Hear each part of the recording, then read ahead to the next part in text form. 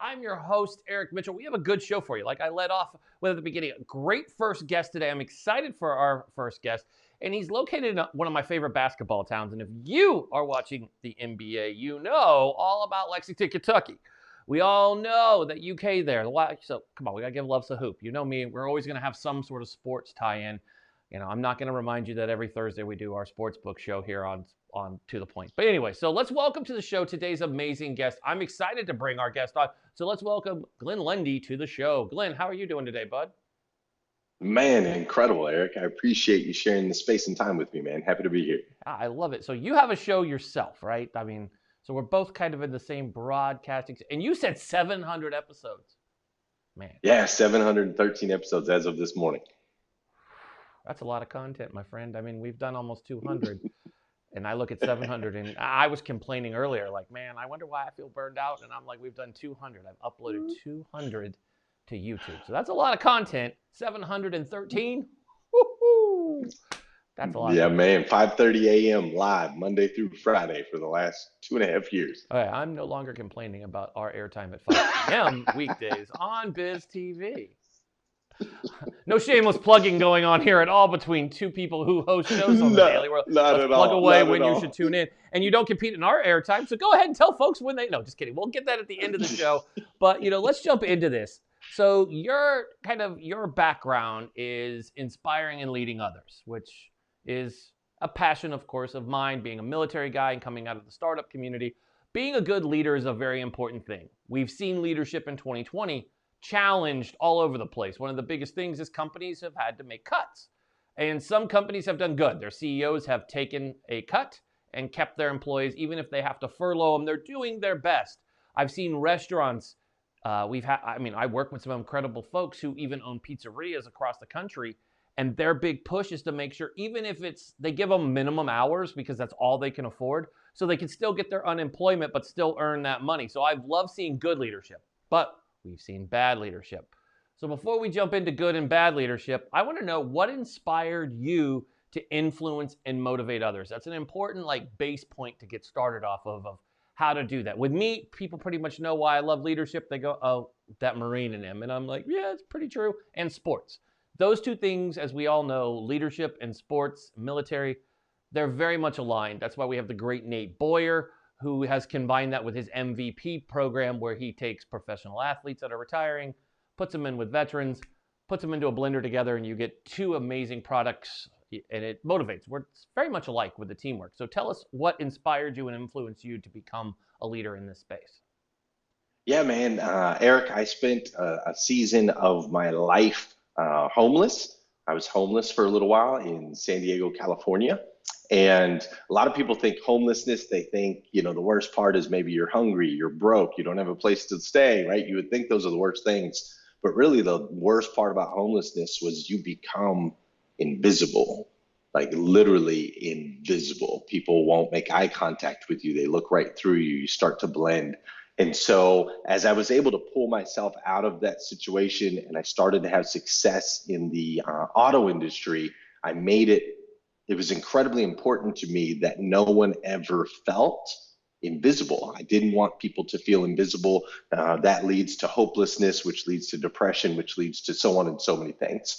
And so that was really what sparked it for me, is I was like, how do I make each individual, as my company was growing massively, we grew 800% in 5 years, how do I make sure that every individual feels seen, noticed, visible, has value, has worth? And that really was kind of the kickoff for my dive into this understanding and appreciation for leadership. I love it, because I think that's key when you talk about leadership, and there has to be a reason for it. And being homeless, we've interviewed the amazing Jasmine Booth, who was a major in the United States. She'll probably kill me. I think she actually got out as a lieutenant colonel, so apologize, Jazz. But she runs Final Salute Inc., which their mission is to get female veterans off the street. So being homeless, she actually has shared her homeless story. So I feel what you're talking about. It's one of those things where that's the epitome of bottom. And I've almost been there. I think a lot of successful people have almost hit, It's like you have to hit rock bottom, and I don't know what it is about folks who get in the leadership space. Sure. It's like we need to be reality checked to the lowest denominator until you're like, I guess I should fix my crap, right? We should buck up and get to work here. I don't know why you need to hit the No ground, and doubt. some of us hit the ground and have to do that bounce where you do it like twice just to be like, reminder, like you still haven't learned. So it's funny. So you mentioned that you work in the automobile industry. That's that's an interesting industry to be in. Always has a reputation, as you know. Everybody either loves or hates their car salespeople. Either loves or Sure. hates their experience. I will tell you, I've had a great experience. I'm a very loyal Toyota customer. I love the dealership I work with. I love the folks I work with, and it's very easy in and out, no problems. But I've had nightmares in my younger years. I know my friends still have nightmares in their younger years. That's why when you find a good car dealership that knows and puts the customer first, you win. So you help. So to understand what you do, you help dealerships grow. I mean, kind of break down what you do so we can kind of let the audience here understand what Glen does. Yeah, sure. So I have 2 seasons in the auto industry. I have one season where I worked over 7 years at the dealership that you were just talking about, the one with all the negative stigmas and all the slimy and the sleazy and all of that. I spent 7 years in that dealership with zero growth. We did not grow at all. It was a rotating door with our people. People weren't valued. It was awful. I have the second season, which is where after going through homelessness, after moving across the country to Kentucky, after meeting my wife, who we now have 7 going on 8 children together, right? After all of those things, when I got back into the auto industry, I was like, you know what? I am going to eradicate the negative stigma associated with the car business. And with that mindset, we went in, we flipped the industry upside down, literally did 180 degrees on the opposite side of what people hate about it. And we were able to grow 800%, becoming the second largest dealership in the country. So I left there 2 years ago, and now I work with owners and general managers of dealerships all across the United States and Canada to help them get those same results, increase their volume, their profitability, their employee retention, and ultimately the overall culture in their dealership. That is awesome, because I'm sitting here and I've been checking out your website before you had on. Obviously, you have a beautiful website. People should go check it out. It's really easy, glenlundy.com. You can't forget that, and it's awesome. So, the car business. Let's talk about, 2020 has been good and bad. Now, we bought a car, bought my wife a car recently, just down the street from our house. Great experience. We bought it in July, so in the middle of COVID-19. And I asked the question. We were sitting there. And it was funny because we had bought my truck, my Butte. I love my truck. Sorry. Anybody who knows me knows I talk about my truck like it's part of the family. It has a name and everything. But when we bought it a year ago, obviously the experience was different because the dealership was able to be right in front of you. It was different going in and getting a car. Still great experience, just different. Like you go on your own test drive.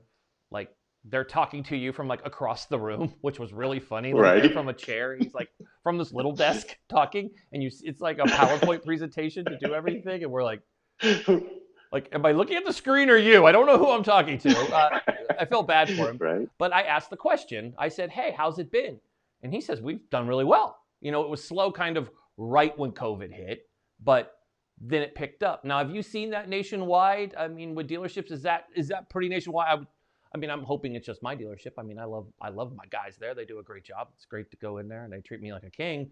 But have you seen Sure. that nationwide? Are you seeing that most of these dealerships have adapted to this social distancing and people are still buying cars? I see a lot of cars on the road with brand new stickers on them.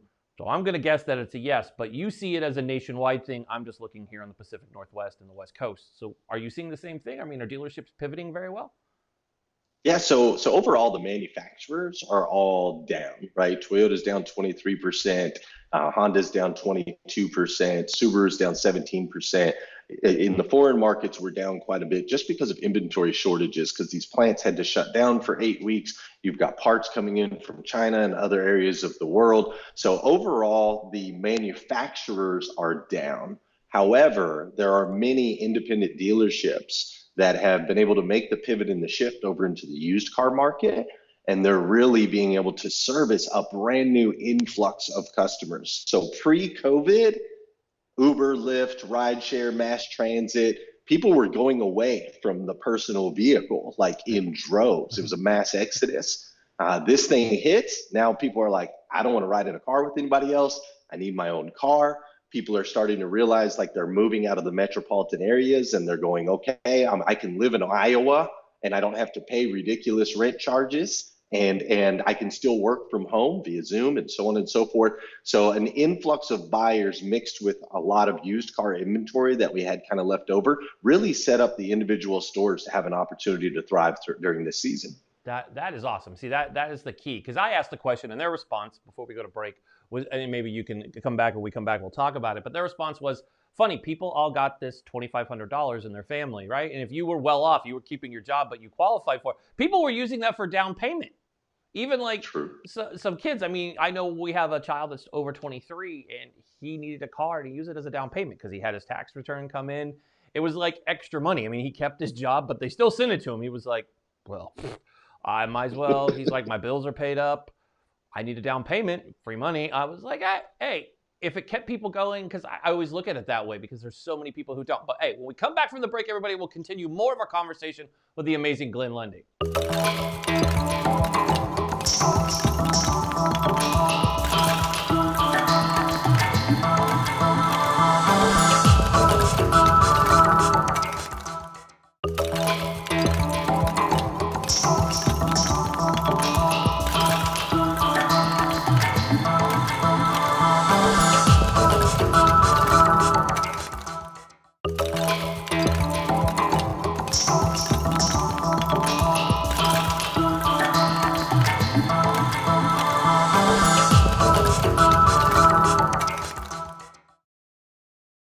So we're here with Glen Lundy, and Glen, you're just talking about your show, Rise and Grind, and it's such an inspiration because you talk about baby steps, and I think that's a lot of folks are out there creating content. We both know that there's a lot of people. The great Gary Vee talks about creating some outrageous number of amounts of content, pieces of content a day, and Gary does a darn good job about it. You also mentioned Grant Cardone, who also is, if you want to talk about producing content, that man produces a ton of content. We've no doubt. I'm very familiar with Grant. I've been able to speak at events with Grant. Grant is a leader of industry. Gotta love what the dude does in space. Really gets into people's heads just like Gary does. Ed Milet, same thing. All these folks that are just up and comers, and there's other guys like Mike Rock, who's been on our show. Other amazing folks. But what was interesting is you said the same thing, and I agree. I kind of was snickering off camera because you said something interesting. It helped get you on task, right? Which, as a host of a show, I feel that because it does. You come on and you're like, I'm gonna get this. Kind of gets you set for your day. I know what I'm doing, and I know when I have my show on, and I get to talk to people, and it's cool because you get to learn more about other folks. And the one thing I'll do this, and we'll continue. I like this topic. Is can you list a leader that quit? I can't think of a great leader that we look at today that's quit. Not Gary, not Grant, not Ed, not Lewis, not John Lee Dumas. The list goes on. And I always challenge people, and I'll ask you, do you know of a successful person today that quit? Not one. I can't think of one. So if you're out there and you're watching and you could think of one, please go ahead, tag our show and tag Glen, and we'll high five you. I don't know what we'll do. We'll both put you on our show so you can tell us. If you could list a huge name that quit. I can't think of anyone. And I'm not talking retire. So don't say Barry Sanders or Megatron from Detroit. That's cheating. That's that's retiring because you have no offensive line. That's why they play. But even after they retire, they tend to do other things, you find, all those champions, they move to the next thing. Like, look at Jordan, he's still doing business, and Magic doing business, like all of the greats, they don't ever just stop and lay down. They constantly are creating something new. Yeah. And it's funny you bring up MJ, because talk about a guy whose brand has been amazing. The Jumpman brand, has just... it's taken off. I mean, if you remember in 1985 when the first Jays came out, I mean, nobody thought we were going to end up collecting those things. My wife definitely didn't think it would become an addiction to me, and it is. And my son now has it. 13-year-old has been bit by the Jordan bug. And we live in Beaverton, Oregon, home of Nike. And in fact, half of my friends work for the Jumpman brand. So when I see them, I look down at their shoes and I'm like, man, I hate you. Because they've got like limited edition Tinkers on. And, people right now, I've just lost them as I talk about my shoe fetish. But, the one thing about Jordan is we just saw in the last week, he announced his partnership with a NASCAR great.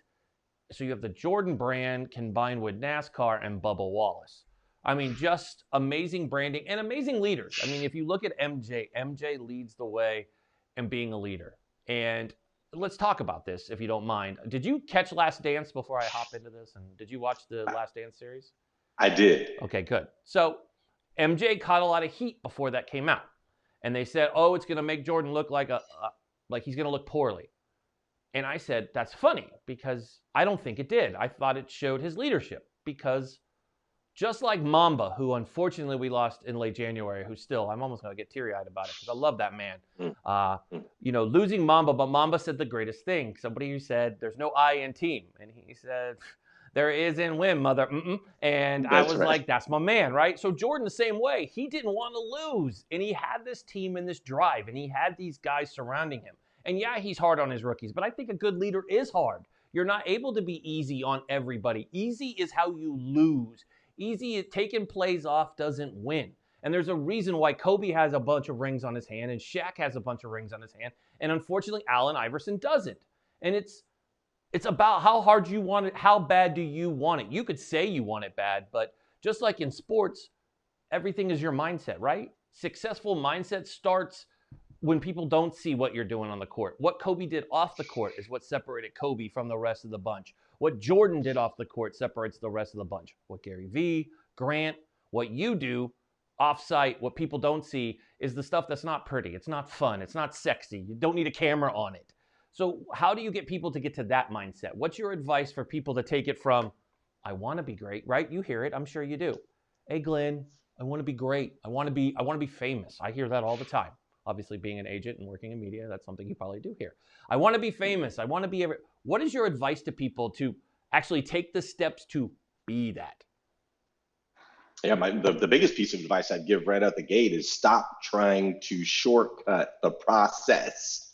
Step one, right then and there. I mean, there is a reason success always leaves clues. There are, especially nowadays, we have access to everyone, man. We have access to so much information. How did Gary do it? How did Grant do it? How did Kobe do it? How did MJ do it? We've got things like The Last Dance where we can see behind the scenes, right? We can learn. And I see these, I don't even want to say young people. I just see people that see that and they're like, okay, I want the end result. I just don't want to do all that other stuff in the middle, right? So how do I shortcut that? Maybe I could hire someone else to do the thing and I won't do the thing, and then I could just get paid for them to do the thing. And I'm like, dude, you're crazy. There's no shortcuts to the top. So that would be my biggest piece of advice. Stop trying to shortcut it, put in the work. Dude, I go to bed at 11:30 at night. I get up at 3:50 in the morning. I sleep 4 hours and 20 minutes. I take care of my 7 kids. I take care of my company. I travel the United States, and I'm just barely scratching the surface. I understand I've got another 10,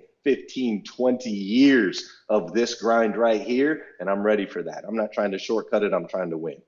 Wow, that's like the win. I guess we're going to go off on that mic drop. You're going to go off like MJ on that final shot. Let's do that. I like that. That's how we're going to end it. So before you go, got like 30 seconds here. Tell everybody how they can find you, connect with you, and learn more, because you are one motivating dude that I want to have back on the show. And plus, you got emotional about my boy Kobe and Mamba, and I love anybody who gets emotional about that man, because I'm looking at his book across from my studio here. If it's not MJ, it's Kobe, and and Jeter. I'm a huge Derek Jeter fan, but Kobe's we don't have the Mamba with us, but he's in spirit, and you see him on a court everywhere. You see all the athletes, and I got to give a shout out to Dame Lillard, who put out an amazing tribute song to Kobe, and he's made videos, and all these fans of Dame Lillard and Kobe are putting out music videos. Dame made his music available free for anybody to download and use everywhere, which is unbelievable for anybody to use. We might be using it on our show soon, but check that out. So how can folks connect with you, Glenn? Man, they can go to glenlundy.com. That basically links to all my stuff, my Facebook, my Instagram, all of that. So I'd love for you to connect. I'd love you to join my Rise and Grind group. That would all be awesome. And as far as Kobe, man, dude, him and I, our birthdays were 5 months apart. Like, he was my guy. We graduated high school the same year. I was a Lakers fan. He was my dude. Devastating. But I love the way the guy went out. He went out on a helicopter around people with his daughter on his way to coach and give back to his community. And that's all I can say is thank you, God, for taking my man out the right way. Yeah, it's just tough. just tough. It's not the first athlete we've lost, but it's the first one that I was emotional about. Still am. Same here. I got goosebumps right now talking about the man. I was in tears. We are season ticket holders to the Portland Trailblazers, and we had to go to a game that night.